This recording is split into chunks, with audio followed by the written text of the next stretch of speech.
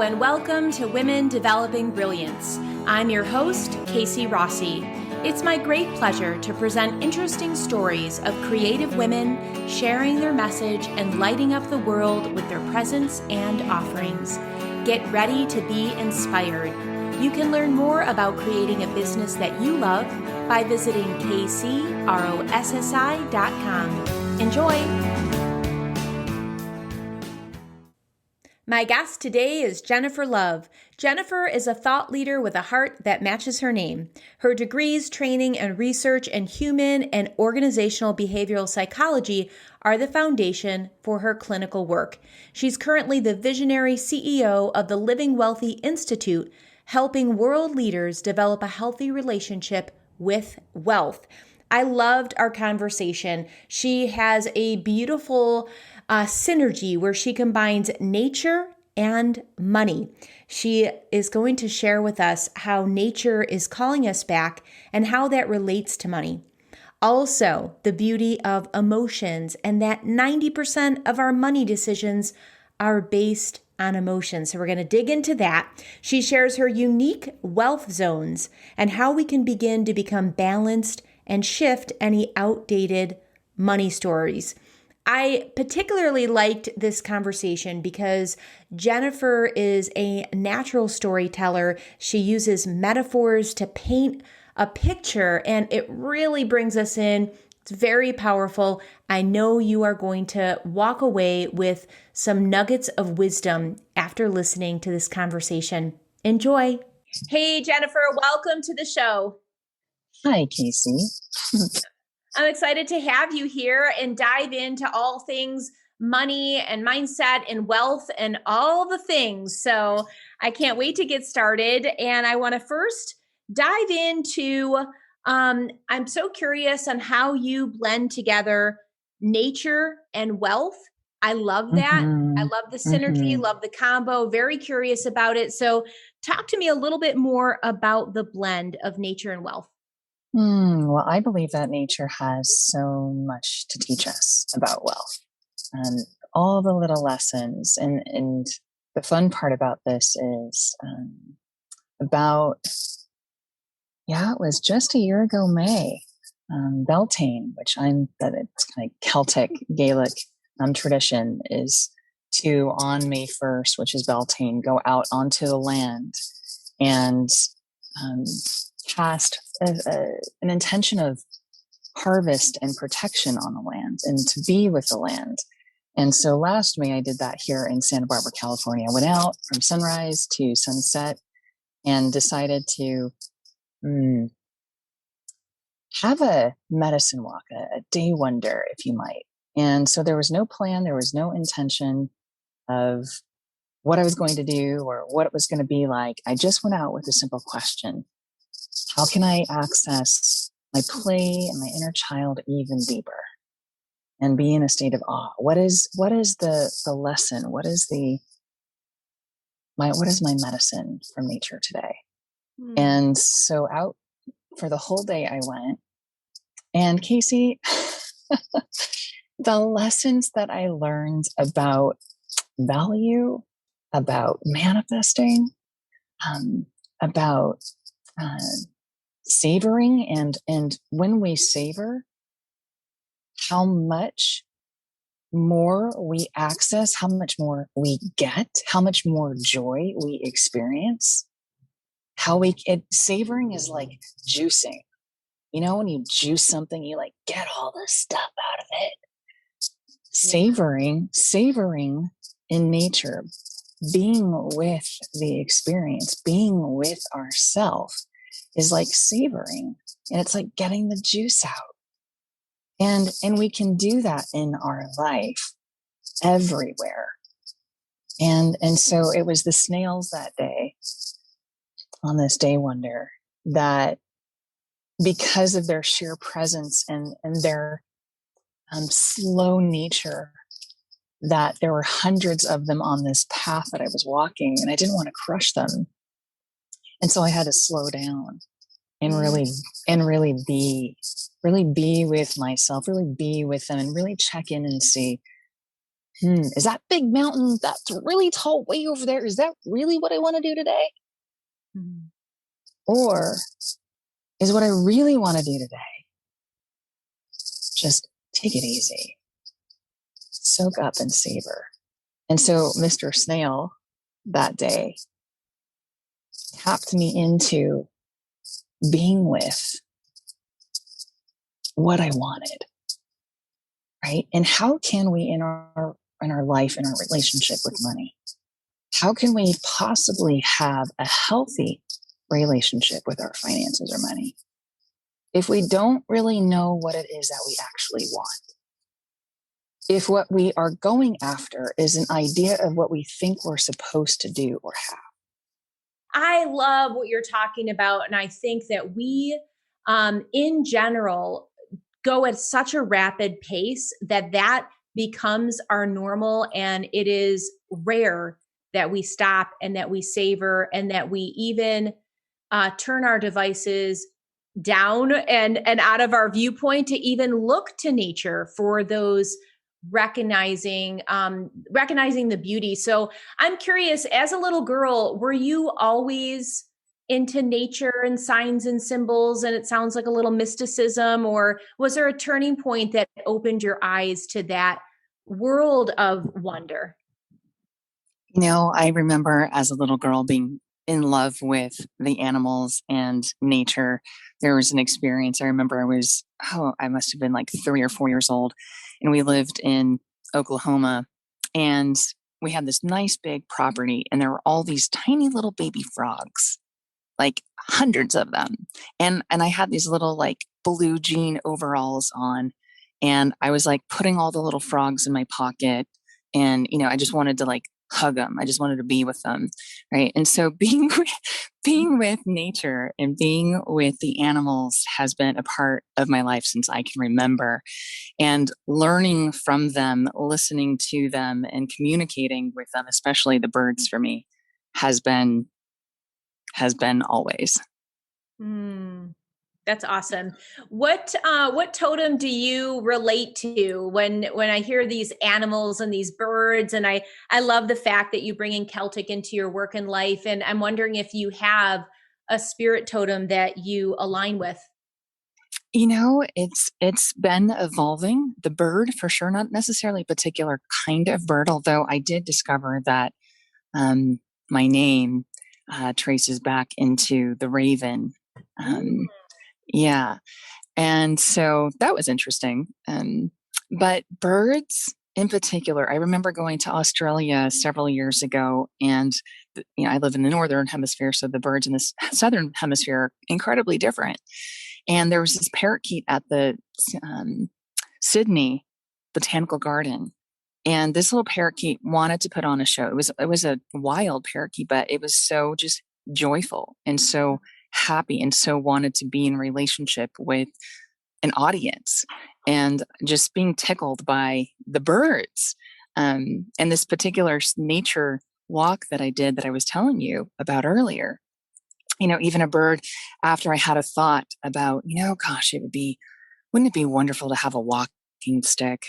And literally 30 feet out as I turned the corner from having that thought and being in a completely open and place of possibility, a bird swoops down, stares at me, and it's like it was telling me something. So I walk a little closer, and it had literally landed on a stick. So I grabbed the stick, and sure enough, the stick is exactly the height that I need for a walking stick. And so I I went on for the rest of the day, well, actually about halfway through the day, with this walking stick that had just been delivered to me through this message of the bird I right love in front of me, that. because I was so open to receiving, Yeah, I love right? that. I think that there are so many magical moments just waiting for us to notice them.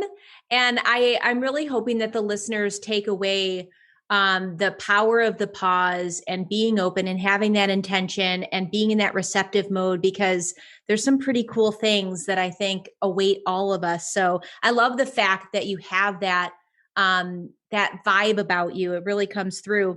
I'm curious, Jennifer, how does alchemy come into play when it comes to the financial aspect of humanity? Hmm. Well, I see that we have four different aspects in our humanity. Um, and those aspects are what really make up what I call our wealth gardens and wealth zones. And that is our spiritual aspect, right? That's where our sense of purpose, one might say, our sense of belonging, our calling. It's also where generational wealth and our legacy is housed. And then we have our emotional wealth zone, an aspect of self. And that's where all of the intelligence in our relationship about how to be with money is housed.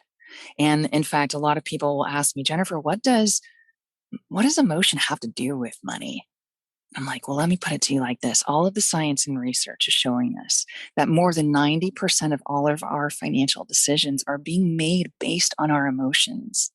So what Powerful. do our emotions have to do with money? Well, pretty much everything, because only 10% is being made on logic or analysis. And then there's the third wealth zone, and that's the mental wealth zone. That's where all of our thoughts, the narratives, whether they're true or not, or whether they're inherited, or whether we created them, our beliefs that are true or not true, that's where all of that is housed. The ideas that we have, right? Access to trust in our decision making.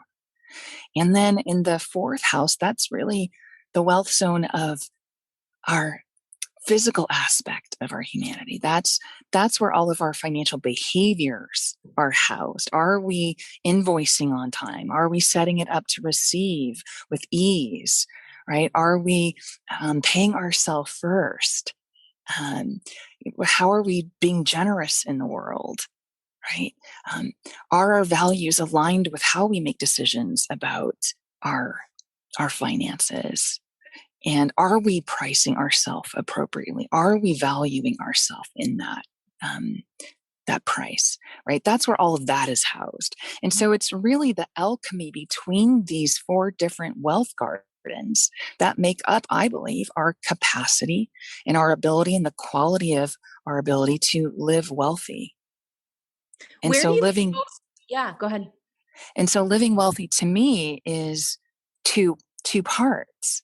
It's the external freedom, right? But it's also the internal freedom and what's happening on the inside of us. So it's our ability with financial freedom to be able to not have to work if we don't want to be able to live off of and even grow our physical assets. But it's also the ability to be deeply satiated and satisfied and joyful and feel full and valuable and nourished. Absolutely. Where do you think most people get stuck out of those four wealth zones? Depends on the person, really. But I say in general, in large part, it's in the emotional wealth zone. And my belief is that why that's happening is because we, as a society, in large part, have made and especially uncomfortable, intense emotions wrong. Like anger, no, we're not supposed to have that. No. Sadness, no, no, no, don't cry. Right? Mhm. Actually, crying is incredibly cleansing. It's a detoxifier. It's an emotional detoxifier. Please cry, have your cry, let it out, let it go, so that you can access relief on the other side of it. You know what's on the other side of sadness and what it transmutes into? Joy. Mhm. Just watch the animated movie Inside Out, right? There's the illustration right there.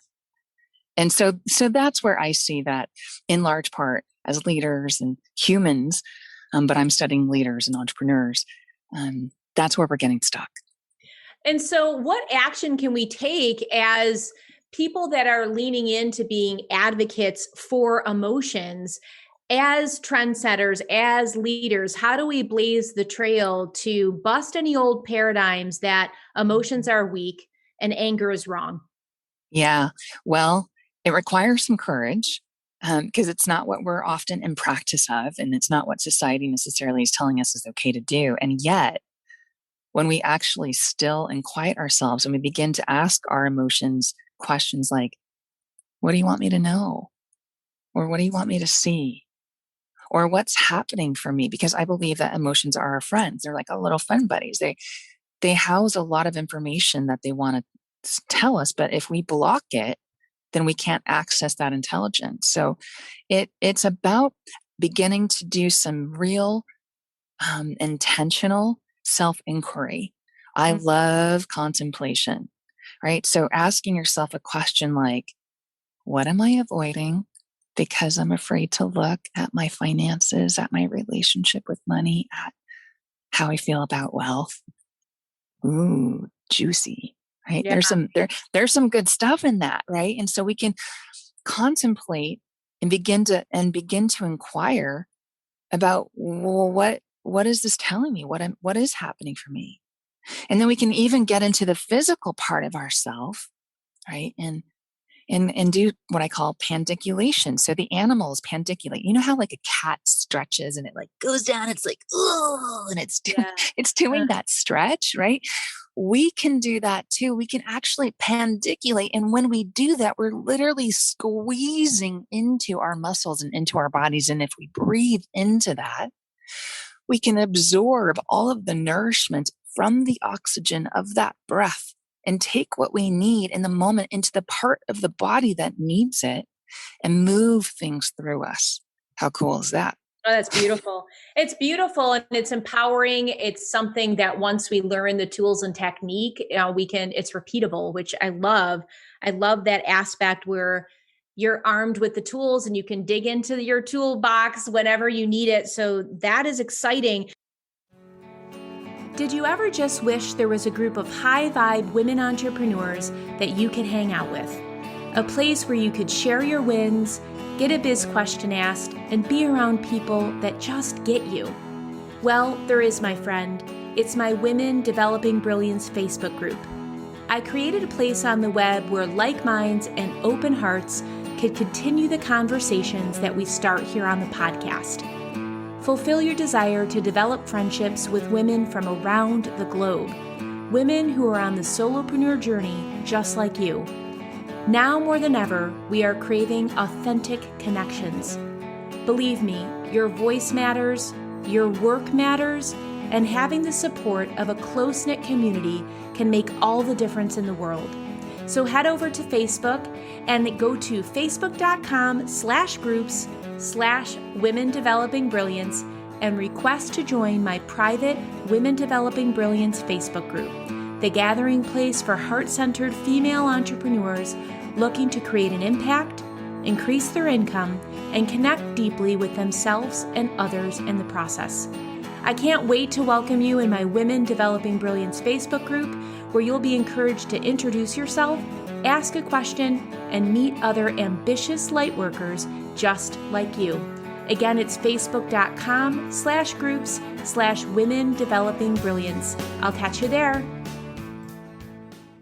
So if we have a listener that is like, I'm digging that self-inquiry question, the what am I avoiding, and they journal it out, how can they begin to change their money story? Well, that's quite a process, right? And there are many different layers to our money stories, right? Just like in the garden, in the soil of the garden. And I come from a family of gardeners and farmers. I've been gardening my whole life. But any good gardener knows that in the soil, there are different layers of it, right? There's the pebbles on top, and then there's some like bigger rocks. And then underneath that are some boulders, and maybe there's more rocks under the boulders. And then you kind of get to the sand.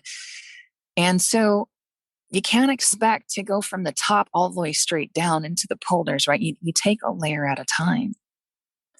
And yet it's important to take that time and the appropriate time, our own unique pacing. And I oftentimes people are like, I want it to all be done now. And I'm like, I get it.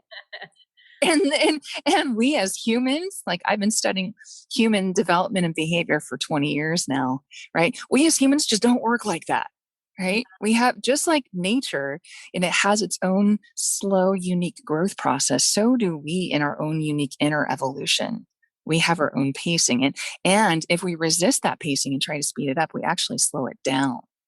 So the lesson of the turtle really comes in here as slow and steady really does win. And that's true in our evolution, because if we really go with our natural pacing and lean into the inquiry, and then begin to maybe get into support and look at, like, create a money date for yourself or with your partner. Maybe that's your business partner, or maybe that's your life partner, and begin to look at, well, what is happening? How are we making decisions? What am I avoiding here? What do I need to examine, or what do I want to examine? And maybe not just the hard numbers, but that's important because there's a lot of information there. There's a lot of information in data. I love data. Mm-hmm. And how am I in terms of how I'm being, how I'm feeling about how I'm valuing myself? I could track and measure that too. Cool. And every week I could be looking at that for myself, right? And saying, where do I want to take the next step? And maybe I need some support with someone like Jennifer Love, where, I'm doing a workshop, or, private money therapy, right? Or whatever that might be for you.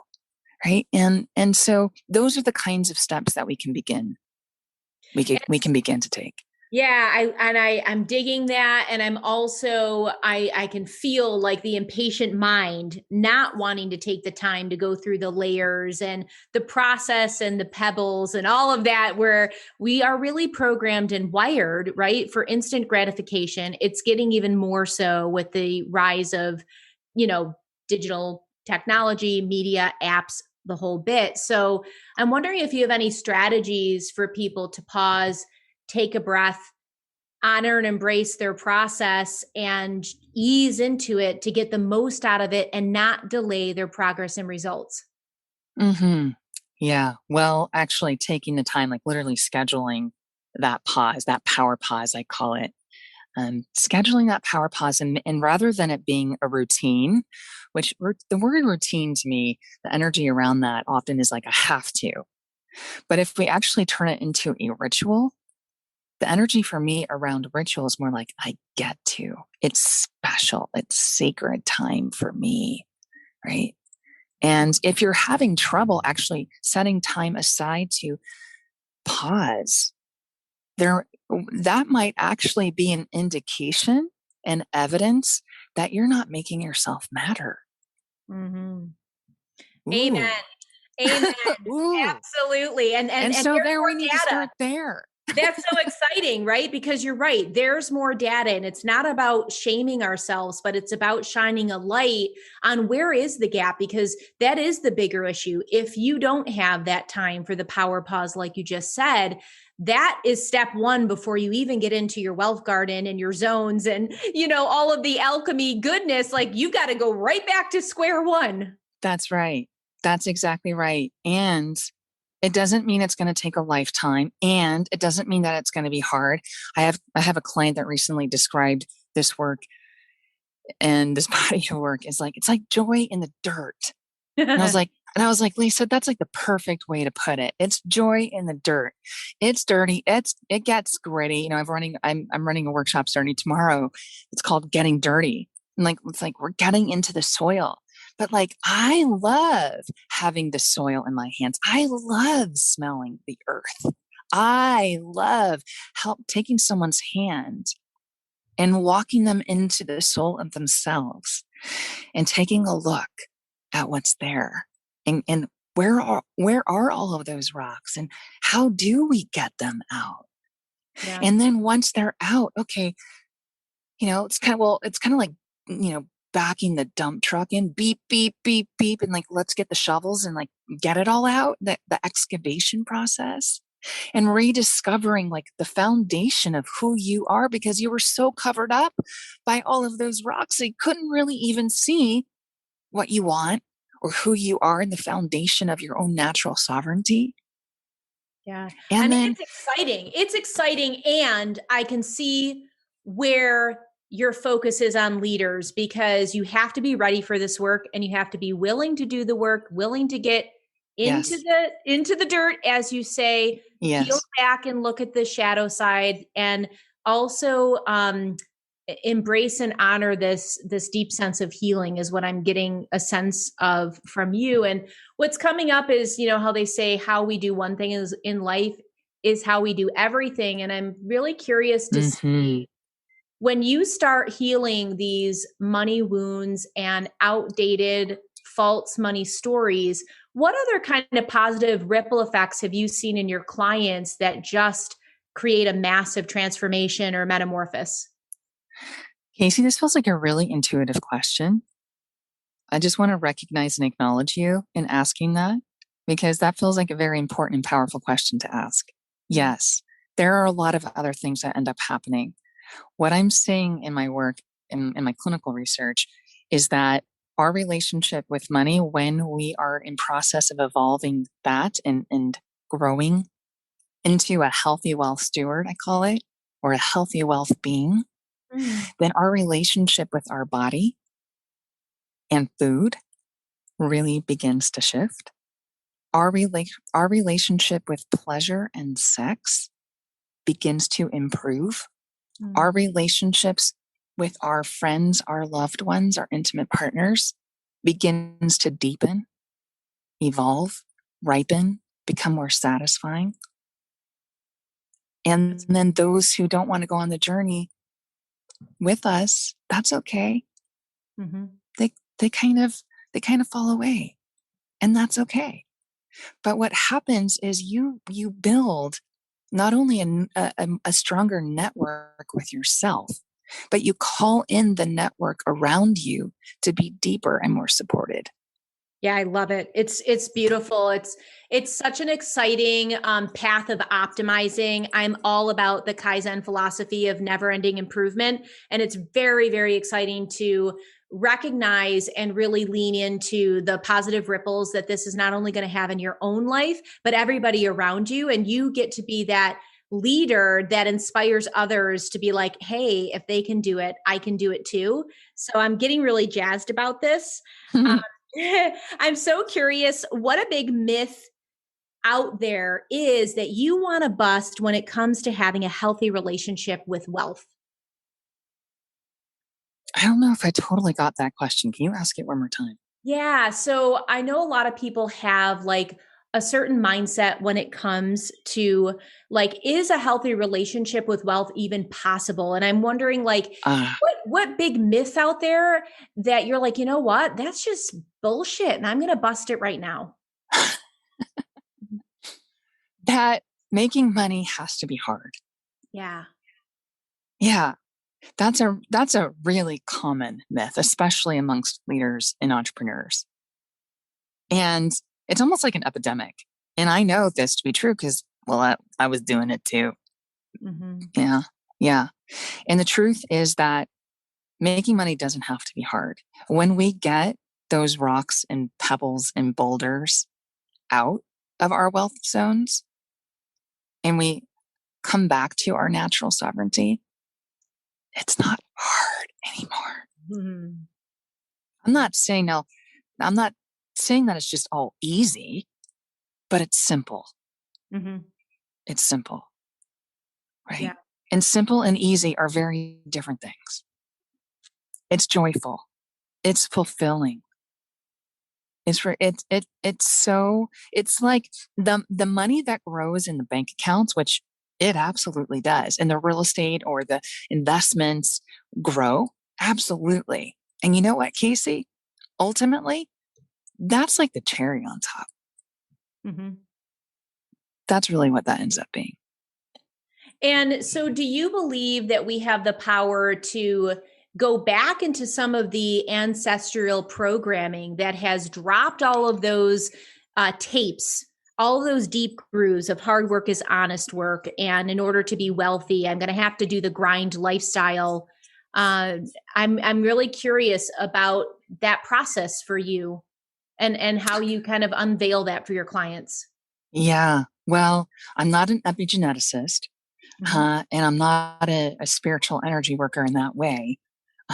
So I won't speak to it as though I am. However, I do have a lot of information around this. Yeah. And so, for example, earlier this year, I had my DNA. I've had lots of DNA samples done, but this was a particular company called Aperion, and they look at all kinds of my genes, including the worrier versus the warrior Mm. gene. And so I have a tendency towards the worrier gene, not the warrior gene. So I was like, yeah, that makes a lot of sense because over my life, I've struggled with a lot of anxiety. I didn't even know that I had anxiety and I was having anxiety. I was like, I just thought that was normal. Isn't that everyone doing that? Yeah. No. and no, it was just, because I inherited that gene. But what's cool about these things and how our genes start to express through us in story and narrative, right? And how we think we're supposed to be in it is that we can begin to turn off the expression of that gene, even just through diet, exercise, but also through the beliefs that we're having, literally turning the switch, even in the language. A friend of mine, Dr. Catherine Guiley, she said, words are like casting a spell. And so choose your words carefully. Mm-hmm. What are you telling yourself about your relationship with money? What are you telling yourself about yourself? Be careful, because that expression, that spell of the spelling of the word literally is casting a spell in how you are expressing your genes. Mm-hmm. And then, for me, like I was born into the body of a mother who had been in like serious trauma, literally thrown through a windshield of a car, and glass in her skull, and undiagnosed brain damage, and in a coma for over a month. So like we're born into the bodies of those who have traumas before us, and their parents and their parents, and on and on and on. And so all of that is literally being transferred to us, and some of it isn't even ours, right? So we're carrying in our genes things that we can't even quantify or look at, or don't know how to look at yet in terms of the physical DNA. It's And so yet, interesting. Oh my gosh. Yes. I'm just going to pause you there for a second because this is so good. And I feel like there is a powerful imprinting that comes in this process that you're talking about. I love the fact, I just want to rewind to the point where you said, what part of that belongs to us? And that feels really, really important. And especially when it has to do with the money story, to delineate between the difference, unthread it, take the learning lesson, and leave the rest in our rearview mirror. yes, Yeah. yes, Amazing. we can compost the things that are not true. I have a whole process I do with composting those things that are not true, and choosing and training our brain like we would train a puppy, right? Our brain is kind of like a little puppy. It's like, and if you want it to go potty outside in a particular area, you've got to be consistent and take it to that spot. Mm-hmm. Well, our brain is the same way. If we want to believe or hold on to or have a way of thinking about something, well, we've got to keep bringing our brain back to that over and over and over and over and over and over again, consistently, even if it takes 1,000 times, until one day, just like the puppy comes and gets you and tells you it wants to go outside and it goes in that particular part of the yard, your brain will literally one day just do it. And Because that's where the ease you and trained joy it. comes in. Absolutely. That's right. This is the full circle of coming back to ease and joy. You put in the patterns, and you, with the intention and repetition, this is where your brain now becomes like your biggest benefactor. It's not fighting you. We don't have that monkey mind of resistance.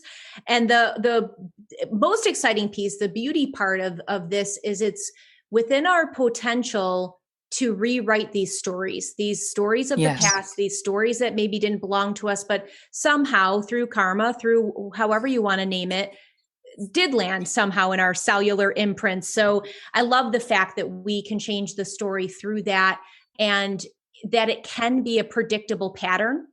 I think that that's a really important thing, because sometimes I feel when something gets into something that sounds mystical or magical, many people will take a step back and be like, that's not me. I'm not intuitive, or I don't really know that, or that feels woo.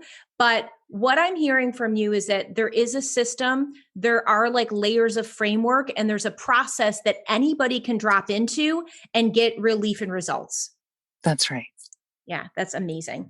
So Jennifer, as we kind of get to the end of our conversation, I feel like I can speak to you for ages. I'm digging the topic. But I'm really curious, as a female entrepreneur and a thought leader, if we were just going to like put our future telling hat on for the fun of it, what do you predict is going to occur in your space in the upcoming years?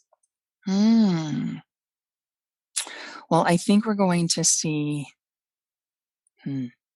I think we're going to see a real movement into reconnecting with nature. I mean, we already have a planetary movement in that direction on some level, but I think it's going to grow because nature is very much calling us back right now, very, very loudly. And by the way, we don't need to be afraid for her. We need to be afraid and have reverence of her, Mm. Mother Earth. She knows how to kick our ass. Yeah. Yes. Right? Yeah. And so just kind of like putting this in context here of who's really the boss. Yeah. And there's a whole body of research that's happening that I'm actually getting involved in around emotionality, psycho-emotionality, and money, and how we are relating with our emotions and how that's affecting our finances. Exciting. Oh, I can't wait. That's going to be really, really exciting. And how can people learn more about you and your work and any upcoming research or projects or workshops that you have on the docket? Well, head over to jenniferlove.com. And next week, yay, April 21st, my show, The Nature of Money, is launching on Apple Podcast and Spotify. So I'd love for those who are listening to come join me there too. Congratulations. That's awesome. I will Thanks. absolutely make sure. Yes, it's such an intimate platform and I love it. I think you're going to do fabulously. I will definitely drop the links in the show notes so listeners can tune in. I'm excited for that. And if you were going to leave everyone with a few words, some bright light wisdom, what would it be? Yeah, I would say I give you a dare. I dare you to be free. I dare you to access the choice of your sovereignty. I dare you to be whole in your relationship with money. Who doesn't love a good dare? We got a triple dare. So our work is cut out for ourselves. I love it. Thank you so very much for your wisdom. It's truly been a pleasure to connect with you. Thank you so much, Casey. Yeah, take good care. I hope you enjoyed today's episode on Women Developing Brilliance. If so, head on over to Apple iTunes and subscribe to this podcast. And I'd be grateful if you could leave a review or a rating so more people can benefit from these inspirational stories about the solopreneur journey. Thank you.